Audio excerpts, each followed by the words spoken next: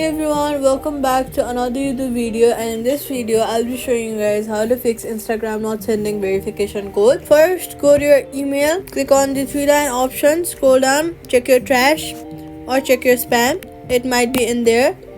Next, after that, go ahead and switch networks. Try switching between Wi-Fi and mobile data, or make sure to stay on a stable Wi-Fi connection. Now if that does not work, go ahead and restart your iPhone. After you're back in your phone, request emails instead of SMS. And then if none of that work, go ahead to your app store, search for Instagram, and then update your app to the latest version. Safety tip: do not request code too many times, it locks you out. Quick fix: use a different device to request a code, and that's it. Subscribe for more fixes.